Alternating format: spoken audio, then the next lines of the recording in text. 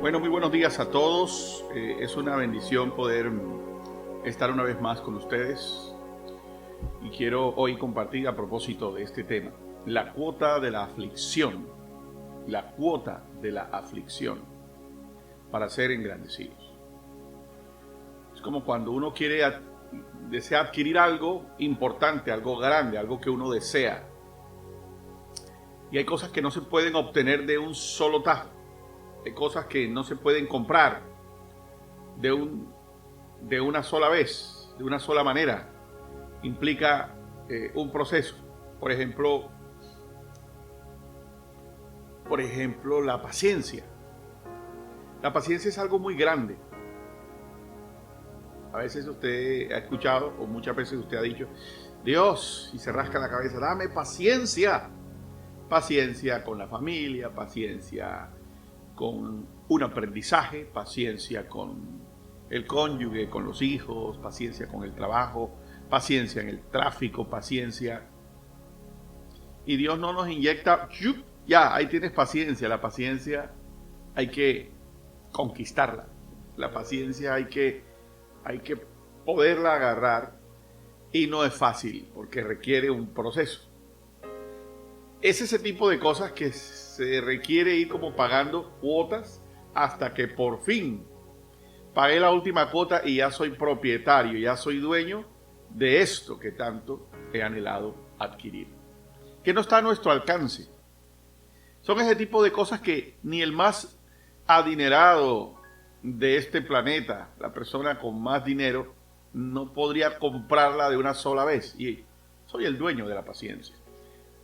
Y podemos hablar de muchas otras cosas que no se pueden adquirir de un instante, de la noche a la mañana. La aflicción es una de esas cuotas para ser engrandecidos. Para ser engrandecidos. La grandeza a veces está relacionada con poder. Y sí, claro que tiene que ver con poder. Pero hay gente que tiene el poder para decidir cosas sobre otras personas en sitios, lugares. Hablamos de los gobernantes, hablamos de personas que tienen en sus manos el botón para disparar, ¿cierto? Un misil. Tengo el poder para juzgar a alguien y condenarlo a una larga pena en prisión o en algunos casos donde existe la pena de muerte para ser ejecutado. Tengo el poder para hacerlo. A veces en el ingreso a un país que no es el nuestro, hay que pasar por el filtro de la migración, de migración. Para ingresar a un país tengo que pasar por allí, por esas autoridades migratorias, donde uno tiene que presentar sus documentos, su pasaporte, su visa, si hubiera el caso. Y entonces hay preguntas. Motivo de su visita, cuánto tiempo va a permanecer. A veces le preguntan cuánto dinero trae, tiene familias acá, en fin. Y esa persona tiene facultades para decirte no se admite su ingreso. Es más, pase a este cuartico, como se dice coloquialmente. Me llevaron al cuartico. Me llevaron a más interrogaciones, más preguntas. Soy sospechoso, tienen que revisar mi equipaje en algunos países, ¿no? El poder para admitirte tu ingreso a un país, el poder para darte un permiso, para darte libertad, un juez, un gobernante. Bien, hay quienes tienen poder y sin embargo no son grandes. Son muy pequeños. Entonces el poder no solamente, o mejor, la grandeza no solamente es en tener poder o la tenencia de cosas. Para ser engrandecidos, para conquistar un sueño, para llegar a una meta, para llegar a la cúspide, a la cima de una alta montaña, llámese un sueño que uno tiene, un proyecto, una conquista amorosa, la formación de un hogar, la posición en un trabajo, aún, ¿cierto? El bienestar económico. Son tantas cosas que para muchos pueden ser la grandeza. Si habláramos con Lionel Messi, este futbolista argentino, por hablar de alguien, pues él, digamos que en su carrera ha logrado el éxito y sobre todo el más preciado en ese deporte, en esa disciplina, la Copa Mundo. Sin embargo, si usted hablara con él, yo creo que si le preguntáramos, Messi, ¿has experimentado la aflicción? Él diría, pero por supuesto, porque también él ha tenido fracasos. Han perdido, han sido descalificados, han quedado de subcampeón en el Mundial creo que fue el Mundial de Alemania, creo que fue.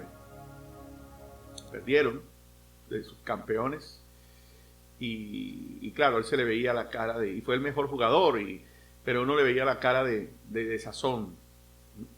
Habría que ver estos dos mundiales,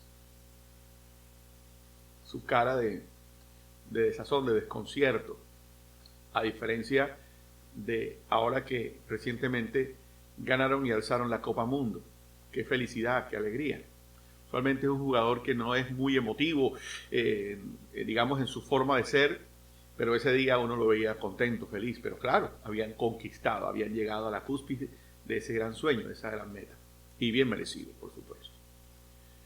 Yo creo que por lo menos de este lado del mundo todos nos volvimos argentinos. Por lo menos yo me alegré mucho, yo quería que lo ganara. Bien, la grandeza. Sin embargo, cuando uno tiene algo en la vida, adquiere por fin eso tan anhelado, eso no significa que obtuve la grandeza, sino que la grandeza es como el horizonte. Ya llegué aquí, pero ahora hay otras cosas más por conquistar. Pensé que este era digamos, el final de todo. No, todavía quedan largas millas para llegar al otro horizonte y de seguro hay más cosas allá. Pero volvamos al concepto inicial de esa cuota para ser engrandecidos, para ser bendecidos, prosperados, o mejor, para abrazar eso que tanto anhelo que puede representar para nosotros la grandeza. Hay una cuota. Quiero decirles que todos, de una u otra forma, tenemos que vivirla. Tenemos que vivirla. A veces uno se pregunta, ¿será que esta persona, cuando uno ve a alguien exitoso, alguien que lo tiene aparentemente todo, uno dice, ¿esa persona conocerá el sufrimiento? Quiero que sepan que sí. De alguna manera el sufrimiento, la aflicción, llegará a su vida. Hay personas que son muy discretas, hay personas que son muy prudentes, a diferencia de otras que todo lo publican, que le toman una foto a todo, se van a comer un pedazo de carne, un pescado, una hamburguesa, y le toma una foto y la sube. ¡Uy, me estoy comiendo! Hay gente que les toma foto a todos, e inclusive hay gente que le toma una foto a su cara de aflicción, a los procesos que está atravesando. Hay gente que es hasta morbosa en publicar cosas que no se deben publicar de esa manera. A veces uno ve personas que le toman fotos a un paciente que está en un estado deplorable. Digamos, yo pienso, así pienso yo, no sé, puedo estar equivocado. Yo creo que una persona merece, dentro del concepto de dignidad, ¿cierto?, ser guardado. A nadie le interesa, o mejor, él no debe ser expuesto a todo el mundo en su estado de caos, en su aflicción, mostrar sus llagas, mostrar sus heridas, mostrar su postración. Básicamente, las personas a las que le atañe ver ese estado son las que deben estar al tanto. Sí, uno puede contar, fulano está pasando por un proceso difícil, está pasando por una aflicción, fulano está enfermo, mira, le tomé esta foto, mira cómo está todo llevado, todo jodido, todo fregado. Eso no se hace. ¿Por qué? Porque la persona merece ser guardada en su dignidad, ¿ya?, en el buen decoro, pero en la dignidad humana. Pero hay personas que lo hacen para que se despierte tal vez la autoconmiseración, sea proyectada, su proceso sea proyectado a los demás y despertar la lástima o qué sé yo. Hay personas que inclusive está muy de moda subir en las redes sociales, toman la foto de un niño en un estado terminal o una persona en un estado caótico y lo suben y dice, si no das like, caiga sobre ti hasta maldiciones inclusive, ¿cierto? Bueno, la aflicción es una situación muy dolorosa. Es más, la aflicción es un proceso que de una u otra forma hay gente que estaría dispuesto a cambiar lo que nosotros consideramos su éxito, su grandeza. Estaría esa persona dispuesta a cambiar todo eso, su popularidad, su buena fama, la abundancia de recursos, las comodidades, los placeres, tantas cosas. Estaría dispuesto a dejarlo todo con tal de no estar viviendo la aflicción que atraviesa en ese momento. Dicho esto, veamos lo que es la definición de la aflicción. Bueno, la aflicción, busqué la aflicción para definirlo de una forma muy concreta. La aflicción es un profundo sentimiento de tristeza.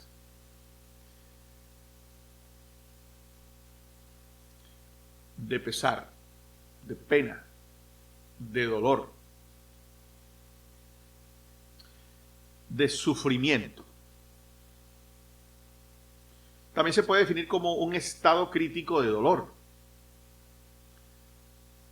La aflicción es la reacción emocional de dolor e infelicidad. Increíble, ¿no? Y ese dolor o infelicidad, cuando es persistente, se le llama aflicción. Persistente en el tiempo, persistente en el momento continuo. Llámese, todo el día he estado con este dolor, porque también se puede aplicar a la parte de la salud. Me aflige un dolor de cabeza, me palpita la cabeza o me duele alguna parte de mi cuerpo y nada, ahí he tomado medicación, he tomado esto y nada lo detiene. He estado afligido con este dolor tan angustiante.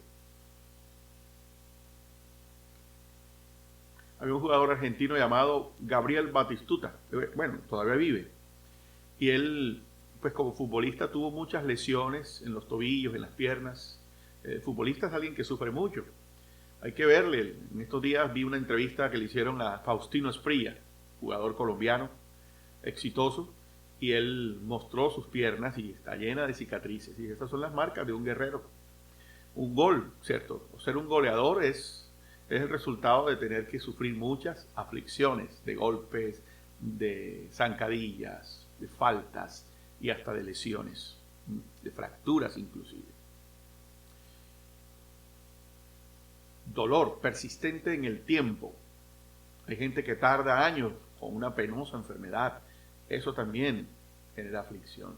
Y eso va diezmando tu capacidad de vivir. Yo recuerdo de una manera muy viva. Y lo traigo como un testimonio para la gloria del Señor, ¿cierto? Por todo lo que se vivió. Mi difunta esposa, Yaquita, yo recuerdo que ella nunca me habló de la muerte. Pero recuerdo que en las diferentes situaciones complicadas y lo más crítico, yo recuerdo que ella me dijo una vez, dentro de este proceso, me dijo: ya me estoy cansando. Eso fue lo único que ella me dijo con respecto a... ella no me dijo, quiero morirme o cosas así, ya no quiero más, no aguanto más. Ella me dijo, me estoy cansando. Ya me siento cansada. Y como que quiso decir más cosas, pero no quiso decir más nada. Tal vez yo no la dejaba. Yo le rebatía: tienes que ser valiente, fuerte, vamos a luchar, vamos a seguir. Uno se aferra a la vida. Y no es malo, no está mal. Porque sé que Dios también pudo hacer lo contrario, pudo hacerlo en su soberanía. Él tenía otros planes. Pero en su aflicción ella llegó a decir: ya me estoy cansando. Claro. Y era duro. La persistencia en el tiempo, y hay personas que tardan un proceso muy largo, años inclusive, de una postración.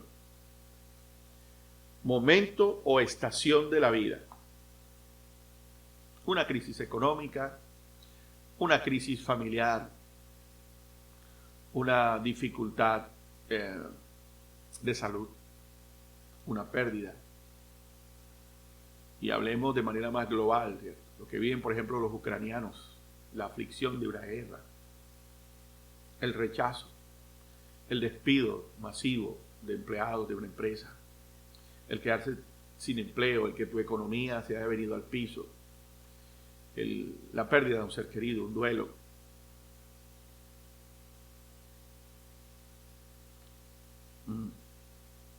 Saben que la libertad es algo que uno desea abrazar, pero la cuota de la libertad,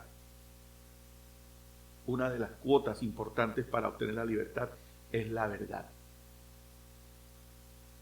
Jesús dice en Mateo 8, 32, 36, dice, y conoceréis la verdad, y la verdad os hará libres. Pero la verdad también muchas veces trae aflicción, porque la verdad implica enterarse de un engaño, de una mentira, de algo que yo desconocía. ¡Wow! No sabía que era así. Pero ya que lo sé, aunque me cause dolor esto, ahora soy libre. La verdad hace libre, sí. Pero muchas veces la verdad duele. O sea que la verdad también es una cuota de aflicción en muchos casos. Pero bendita libertad, ¿cierto? Porque uno puede decir, toda la vida viví engañado y como si nada. Pero algún día me enteraré de la verdad. O algún día la verdad saldrá a la luz. Es de Dios esto que estoy diciendo. La cuota de la aflicción involucra otra cuota llamada, que viene acompañada, como en combo, la soledad. Y no solo la soledad por estar solo, hay gente que disfruta estar solo. Y hay tantas cosas para uno ocupar su tiempo de soledad. Leer, hacer ejercicio, organizar, escribir, ver televisión, ver toda una serie. Hay gente que es capaz de verse durante 24 horas una serie continua. Y bueno, y los ojos los tiene cuadrados y el colchón ya tiene el hueco de su forma. Pero bueno, hay gente que disfruta la soledad en otras cosas. Pero la soledad de cuando todos te dan la espalda. Me quedé solo en esto. Me quedé solo. Alguien que quiero mucho una vez me dijo algo que es doloroso. Me dijo, me sentí como que me quedé a mi suerte. Wow, no, es una palabra relacionada con el abandono, relacionada con como cuando, y eso es muy común escucharlo aquí en un país como este. Hay misiones de tratar de pasar gente a la frontera donde a veces los coyotes, los que llevan a la gente, ¿cierto? En ese proceso tan complicado de esa aventura dejan la gente a su suerte. En el desierto, los dejan a su abandono, a su suerte. Eso genera aflicción y eso es soledad. Los cambios de la vida producen aflicción. Los cambios. Un cambio de moneda, un cambio de gobierno. Hay gente que recuerda cuando en mi época no era así, antes era de otra forma, antes era mejor. Esto ha cambiado mucho.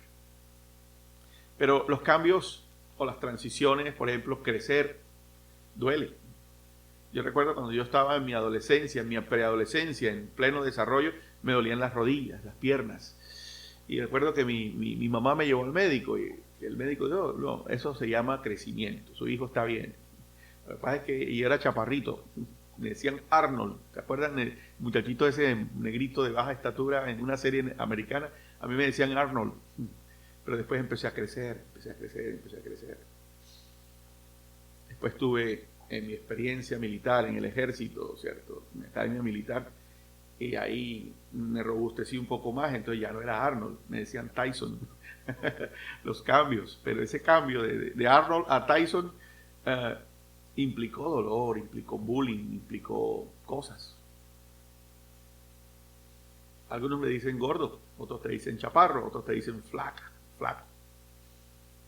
Wow, si no es una flaca, wow, pero está hecho un bombón. Pero mira, ese no era el chaparrito, pero está triple papito, dirían algunas. Los cambios, ¿no? Pero la transición cambia. O quienes no han leído la historia del patito feo. Patito feo, los patos son lindos y aquí hay muchos patos.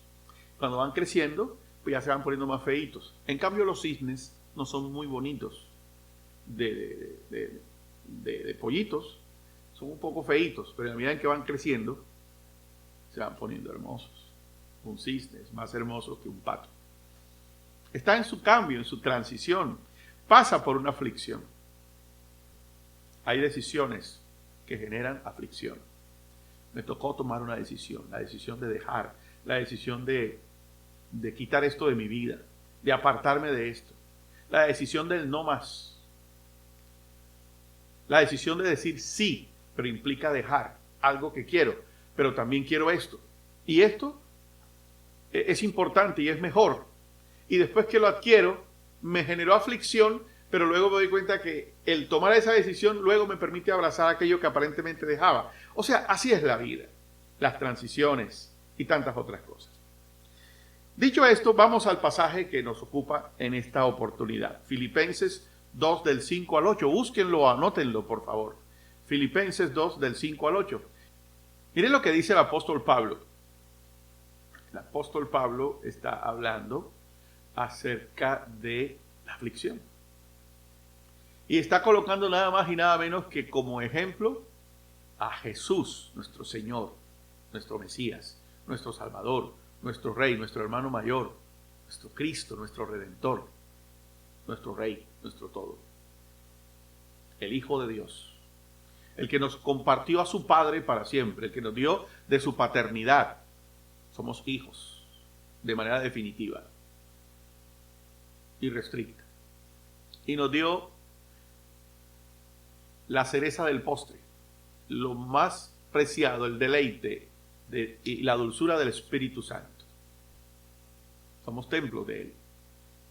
Y Él es el mayor ejemplo de esa regla de ser engrandecido previamente pasados por la prueba o por el proceso o por el filtro de la aflicción. La aflicción siempre tocará nuestra puerta, en algún momento, en alguna estación de nuestra vida. ¿Y qué es lo que está diciendo el apóstol? ¿Qué es lo que está diciendo Pablo? Haya en vosotros este mismo sentir. Es decir, identifiquémonos con Él. Identifiquémonos con Jesús. Identifiquémonos. Imitemos. Conectémonos con Él.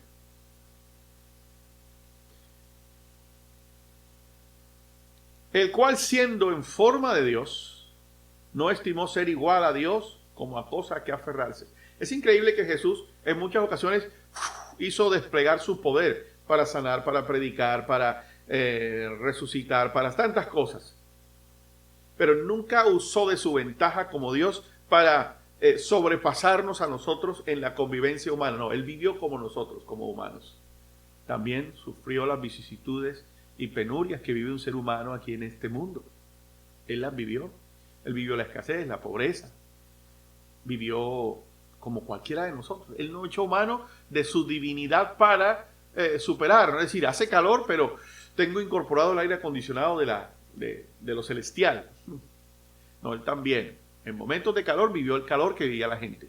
En momentos de aflicción se sometió, vivió como uno de nosotros. Claro que sí. Claro que sí. Se dice en la biografía que José murió mucho antes de que él comenzara su ministerio público. Uno diría, bueno, ¿y por qué Jesús, siendo el Hijo de Dios, por qué no lo sanó o lo resucitó? Estuvo dispuesto también a vivir el duelo, porque eran los tiempos de Dios, así fue como el Señor lo había escrito. Él pudo haber impedido que a Juan el Bautista lo decapitaran, lo encarcelaran, pudo haberlo hecho. Pero era un proceso que generó aflicción. Sí. Él vivió los procesos que vive un ser humano. Tuvo pérdidas, lloró, se afligió. Yo creo que Jesús como carpintero muchas veces, ¡pum!, se dio un martillazo en alguno de los dedos, se cortó, sufrió dificultades, claro que sí. Vivió como uno de nosotros. Dice, haya pues en vosotros este sentir que hubo también en Cristo Jesús, el cual, siendo, ¿cierto?, en forma de Dios, no estimó ser igual a Dios como cosa a que aferrarse, sino que se despojó a sí mismo, tomando forma de siervo. Increíble. El siervo Dios, increíble. El Dios, creador del cosmos, del universo, se hizo como siervo. Increíble, increíble. Eso es carácter, ¿cierto? Eso es grandeza. Es someterse a la más grande humillación, siendo el Dios Todopoderoso, reducirse a ser un siervo, a ser servidor, a ser servidor. Se despojó a sí mismo, tomando forma de siervo, hecho semejante a los hombres. 8. Y estando en la condición de hombre, se humilló, más fuerte aún, se humilló, humillarse. Se humilló a sí mismo, haciéndose obediente hasta la muerte. Y muerte de cruz. Y muerte de cruz. Ahora, prosigamos el versículo 9. Dice, por lo cual Dios, Papá Dios, también le exaltó hasta lo sumo y le dio nombre que es sobre todo nombre. 10. Para que en el nombre de Jesús se doble toda rodilla de los que están en los cielos y en la tierra y debajo de la tierra. 11. Y toda lengua confiese que Jesucristo es el Señor. Señor con S mayúscula. El Señor, para gloria de Dios Padre. Increíble. Jesús, ¿cómo terminó? ¿Cómo termina la película de Jesús? Resucitando. Asciende a los cielos. El Padre Dios le delega, le entrega toda potestad. Él gobierna. Su nombre es la firma más poderosa y más, digamos, que abre todas las puertas. Su nombre, el nombre de Jesús de Nazaret, el nombre Jesucristo. Nombre sobre todo nombre. Cuando este nombre es invocado con fe, con convicción, con certeza, nada más oírlo, los demonios tiemblan, los demonios huyen, los demonios saben que no pueden alegar ante la autoridad de Jesús. Es en el nombre de Jesús, es en el nombre de Jesús, nombre sobre todo nombre, y ante su nombre toda rodilla se dobla. Eso es la grandeza. Pero ¿qué le tocó vivir a Jesús? La cuota de la aflicción. Y no sé por qué tiene que ser así. Es una regla espiritual, es una regla bíblica, la cuota de la aflicción. Quiere decir que cuando estemos siendo afligidos, por allá Santiago dice, sintámonos gozosos, bienaventurados, cuando estemos pasando por diversas pruebas. Porque la prueba ejercita fe, ejercita convicción. Y la aflicción es una antesala a ser engrandecidos. Cuando no maldigo, cuando no despotrico, cuando no me denigro de esta aflicción, cuando no me quejo con Dios, sino bendigo a Dios, doy gracias. Puedo decir, Señor, esto es duro, Señor, esto que no resisto más, no aguanto más, ayúdame.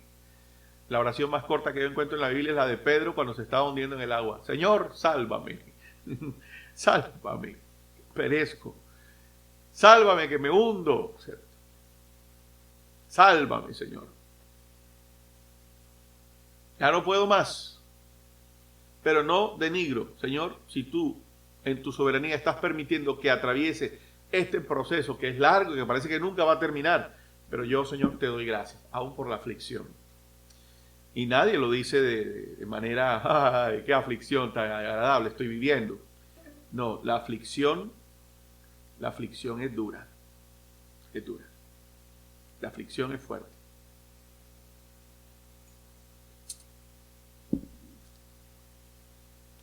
Dicho esto, veamos algo que es lo contrario. Es lo contrario.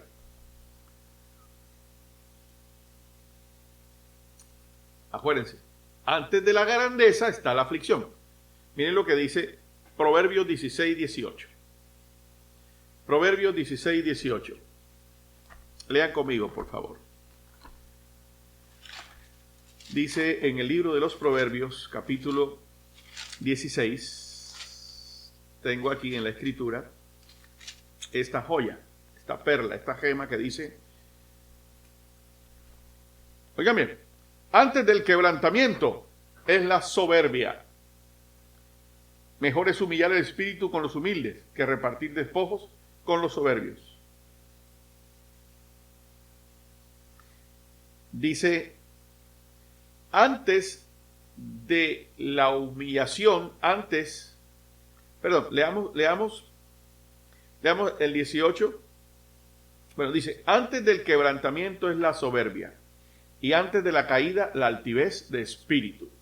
Repito, antes del quebrantamiento es la soberbia, y antes de la caída la altivez de espíritu. Quiere decir que lo contrario es, si yo me autoenaltezco, si yo cuando tengo una bendición, estoy en una posición muy ventajosa, si estoy atravesando un buen momento y me siento como un sapo empojado, ¿quién como yo? ¿Cierto? Cuando me siento más que los demás porque tengo una mejor posición, porque estoy en una mejor condición, cuando me lleno de soberbia, de falta de humildad y de todas esas cosas, estoy cerca a, darme el totazo, a darme la caída. Es una regla, aquí a la inversa. El que se autoexalta, Jesús lo dice en su Santo Evangelio, el que se autoexalta será humillado. Pero el que se humilla será enaltecido. Jesús coloca otro ejemplo. Cuando vayas a un lugar de honor, un banquete, eso, siéntate allá en los puestos, en los últimos puestos, cosa que el anfitrión, el dueño de la fiesta te diga, oye, Juancho, es para acá, mi hermano, no, tú tienes que estar sentado aquí conmigo, ¿cierto? Aquí, siéntate y me presenta con la gente más digna o los dignatarios que están allí. Pero qué vergüenza, como dicen los bogotanos, qué oso, ¿cierto? Tratar de sentarme en los primeros puestos y, qué vergüenza, que me digan con todo respeto, mi amigo, perdone, pero esos puestos están reservados para otras personas, por favor, disculpa, pero siéntate allá. Qué oso, ¿cierto? ¿Qué dirán? Es mejor ser bajo perfil, sencillo, me siento por acá, tranquilo, y que sea la persona, ¿cierto?, indicada que me dé el honor. Que otros hablen de mí, bien o mal, pero no yo. No, es que yo. El que se autoexalta, el que se autopavonea, ¿cierto?, está cerca de caer, está cerca de humillarse. Eso pasó con el maligno, con Satanás. Satanás se sentía el más importante, el más hermoso. ¿Quién como yo? Y Dios, ¡pum!, ¿cierto?, lo destituyó. Y fue quitado de su lugar y cayó en lo más bajo. El que se autoexalta está a punto de ser quebrantado. El que es soberbio, el que es humilde, el que es altanero, ¿cierto?, será quebrantado. Pero dice, es mejor humillar el espíritu con los humildes. Jesús se humilló, se hizo siervo y el Padre lo exaltó. Esa regla funciona. La vivieron los grandes hombres de Dios y sigue sucediendo. Noé le tocó vivir 100 años de aflicción en medio de un mundo perverso. Fue obediente, aguantó muchas cosas, pero después fue él junto con su familia y todos los animales que con él estaban en el arca, fue bendecido. Preservó su vida. Moisés salió de la opulencia del palacio del faraón y se convirtió en pastor 40 años en el desierto, y luego el Señor lo trae para ser el gran líder, el gran hombre que estaría al frente de una gran nación. Y Moisés hoy es recordado, aun por ser el hombre que tuvo el privilegio de ver cara a cara a Dios y de poder escribir la Torá, por lo menos los 5 primeros libros que siguen teniendo vigencia y que el mismo Jesús también los vivió. Abraham vivió las penurias de la obediencia, de no tener descendencia, de vivir situaciones complicadas, pero el Señor le cumplió sus promesas y le hizo padre de multitudes. Jacob también vivió la aflicción de vivir expatriado, le tocó huir por sus propios errores, vivió explotado por su suegro, le tocó trabajar muchos años por la mujer que amaba, fue abusado, fue explotado laboralmente, pero después Dios lo recompensó. Estuvo dispuesto a alinear su vida y estuvo dispuesto a depurar su vida, y le tocó reencontrarse con su hermano al que había engañado y se puso en paz con él, pero vivió la aflicción. Después tuvo otra aflicción, el duelo de la pérdida del hijo que más amaba, de José. José también vivió su proceso también vivió la aflicción de ser esclavo, de estar preso injustamente, la aflicción de muchas cosas, pero luego fue engrandecido. El mismo David fue coronado rey, o fue ungido como rey, pero le tocó vivir huyendo como un paria durante muchos años. Pero luego se pudo sentar en el trono y ser el gran dulce cantor de Israel, el rey David. Y por supuesto pudiéramos encontrar muchos otros ejemplos, y todos llegarán al máximo ejemplo de exponer que es Jesús, el autor y consumador de la fe. Marcos capítulo 4, 26 al 29, la famosa parábola del crecimiento de la semilla. Esto dice aquí, decía además: así es el reino de Dios, como cuando un hombre echa semilla en la tierra, y duerme y se levanta de noche y de día, y la semilla brota y crece sin que él sepa cómo. Porque de suyo lleva fruto la tierra, primero hierba, luego espiga, después grano lleno en la espiga. Y cuando el fruto está maduro, enseguida se mete la hoz, porque la siega ha llegado. El reino de los cielos es como aquel que siembra semillas. Siembra semillas, dice, duerme y se levanta de noche y de día, y la semilla brota y crece sin que él sepa. O sea, debajo de la tierra están pasando cosas que él no se entera. Él le toca esperar, regar, cuidar. Pero llega un momento en que, dice, porque de suyo lleva fruto la tierra, primero hierba, luego espiga, después grano lleno en la espiga. Y cuando el fruto está maduro, enseguida mete la hoz, porque la siega ha llegado. Hay cosas que acontecen sin que nosotros nos percatemos. Y mientras tanto estamos en aflicción. Pero algo está sucediendo. Algo está sucediendo. Y pronto resistan. Pronto saldrá a la superficie el fruto que tanto esperamos. Y entonces llegará la estación de haber superado la aflicción, porque la grandeza ya ha llegado. Quiero invitarlos a que no perdamos la fe, no perdamos la esperanza. ¿Estás en aflicción? Cuéntale a Dios cuál es tu aflicción, lo que te sientes, que ya no resistes más. Pero quiero que sepas que algo se está tejiendo, algo se está fraguando debajo, y pronto va a salir esa respuesta, eso que tanto anhelas. Creámoslo, yo lo creo. Todos estamos en un proceso de una u otra forma, pero pronto brotará la semilla. Alguien en estos días me dijo, oye, yo llevo aquí tantos años en este país, pero yo sé que pronto me va a sonar la flauta. Y me gustó eso, esa forma de decirlo. Pronto me va a sonar la flauta. No me rindo. La gran invitación: no se rinda. Pronto nos va a sonar la flauta. Muy bien, démosle gracias a Dios ya en este último minuto. Amado Jesús, gracias. Porque tú eres fiel y eres bueno. Tú eres el primero en darnos ejemplo, maestro de maestros. Ejemplo nos has dado en el amor, en el servicio, en la humildad. Aún en la aflicción y en tus momentos más críticos.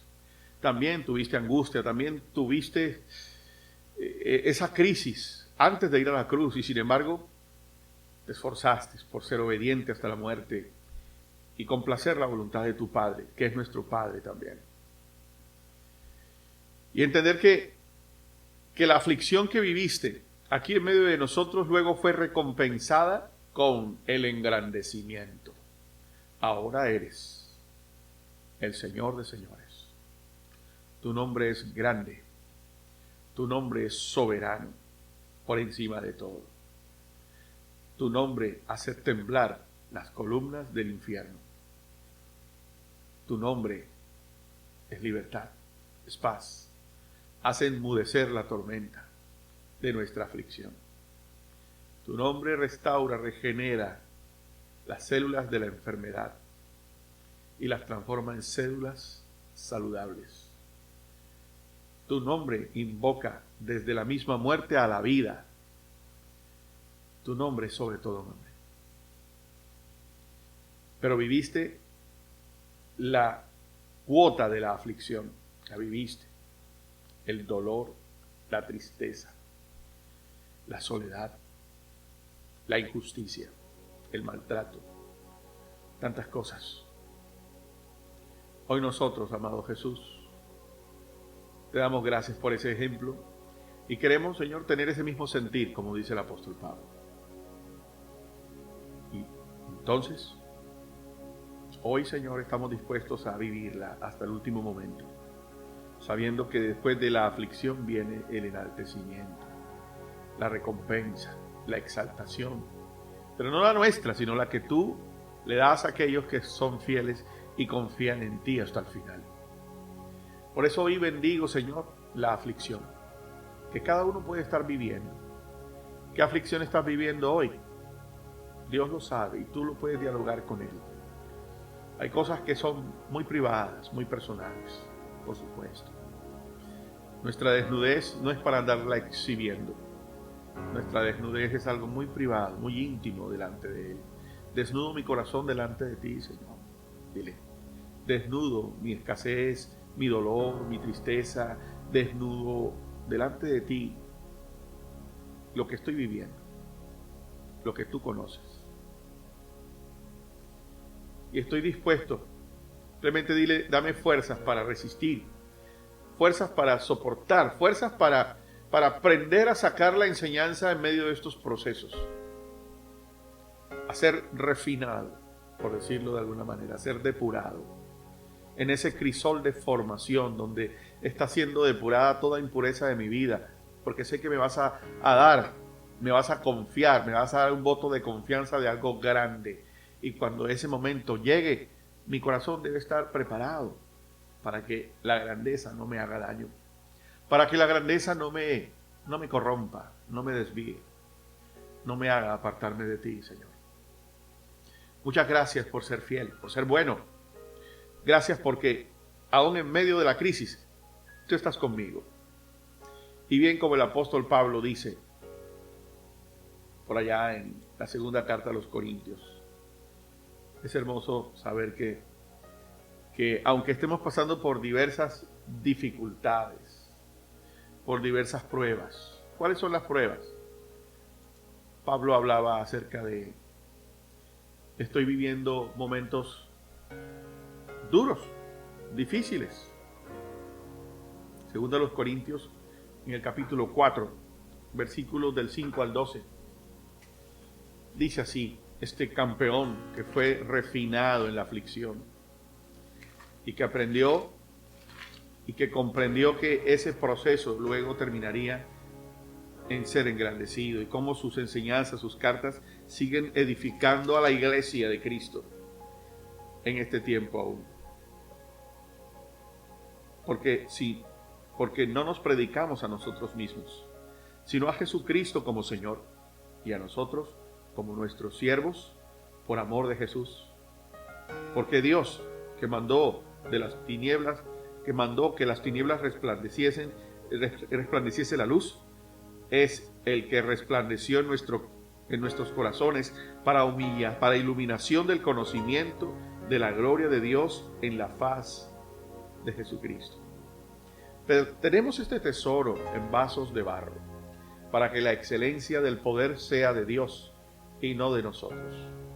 Que estamos atribulados en todo, mas no angustiados, en apuros, mas no desesperados, perseguidos, mas no desamparados, derribados, pero no destruidos, llevando en el cuerpo siempre por todas partes la muerte de Jesús, para que también la vida de Jesús se manifieste en nuestros cuerpos. Porque nosotros que vivimos siempre estamos entregados a muerte por causa de Jesús, para que también la vida de Jesús se manifieste en nuestra carne mortal. Padre, muchas gracias por este tiempo. Bendigo a cada una de estas almas, de estas vidas, de sus familias, de los que hoy oran conmigo y se conectan, aun de los que han estado conectados. Quédate con nosotros, Señor, el resto de este domingo, en el nombre del Padre, del Hijo y del Espíritu Santo. Amén. Amén, amén.